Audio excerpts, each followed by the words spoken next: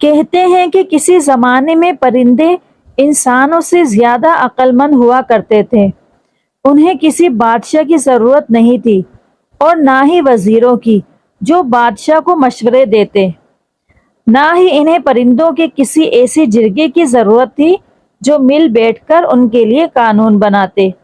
ان دنوں میں جب بھی پرندے اکٹھے ہوتے تو وہ ایک دوسرے سے خوشی خوشی گپیں ہانکتے اور بتاتے کہ کون پیدا ہوا ہے اور کون مر گیا ہے، کون سے پرندے کے بچے یتیم ہو گئے ہیں، اور وہ قوانین بنانے کے بجائے اہم مسائل ایک دوسرے کو بتا دیتے تھے۔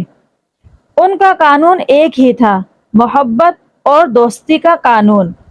نہ انہیں نفرت کا علم تھا اور نہ غصے کا۔ لیکن پھر ایک مکار ان کے علاقے میں داخل ہو گیا۔ اس نے ارد گرد جائزہ لیا، پرندوں کی خوشیوں کا دشمن تھا۔ اس نے مور سے کہا، تم اپنے آپ کو عام سا پرندہ کیوں سمجھتے ہو، حالانکہ تم باقی سب پرندوں سے زیادہ خوبصورت ہو؟ مور اس کی لچے دار باتوں میں آ گیا اور بڑے فخر سے خود کو تالاب کے پانی میں دیکھنے لگا۔ وہی شخص عقاب کے پاس گیا اور اسے کہنے لگا، تم یہ چھوٹے سے پرندے کوئل کو اپنا دوست کیوں سمجھتے ہو؟ کیا تم باقی سب پرندوں سے زیادہ طاقتور نہیں ہو؟ تم بادلوں سے بھی اوپر اڑنے والے ہو۔ تم آسانی سے اپنی چونچ سے اس کے ٹکڑے ٹکڑے کر سکتے ہو۔ عقاب اس کی باتوں میں آ گیا۔ وہ اڑ کر گیا اور اپنی چونچ اور پنجوں سے کوئل کا گھونسلہ تہس نہس کر آیا۔ اس طرح آہستہ آہستہ وہ مکار پرندوں کے بیچ دشمنی کے بیج بونے میں کامیاب ہو گیا۔ پرندوں کی پرامن سلطنت جنگ کا میدان بن گئی۔ پرندے ایک دوسرے سے لڑنے لگے اور برا بھلا کہنے لگے۔ آخر کار طاقتور پرندے کمزور پرندوں کو شکار کرنے لگے۔ ہر کوئی اپنی طاقت پر ناز کرنے لگا اور کمزوروں کو برا بھلا کہنے لگا۔ ایک دن ایک ننھے سے پرندے نے سب چھوٹے پرندوں سے کہا، ہم اس طرح زندگی نہیں گزار سکتے۔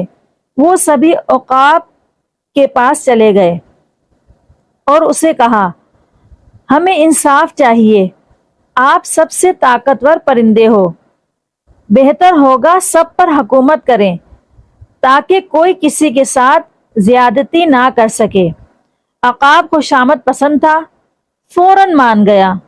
لیکن پرندوں کے جانے کے بعد وہی مکار عقاب کے پاس آیا اور اسے کہا، بادشاہ تو ہوتے ہی عوام سے خدمت کرانے کے لیے ہیں، تمہارے پاس وقت کہاں کہ تم ان احمقانہ لڑائیوں میں صلح کرواتے پھرو؟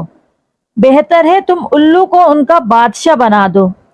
اس کی آنکھیں قیمتی پتھروں جیسی ہوتی ہیں، وہ صرف رات کو دیکھ سکتا ہے، اور جب روشنی میں دوسرے پرندے ہواؤں میں پرواز کرتے ہیں تو وہ کچھ نہیں دیکھ سکتا، اس لیے وہ کسی معاملے میں دخل نہیں دے گا اور ہر کوئی وہی کرے گا جو اس کا دل چاہے گا۔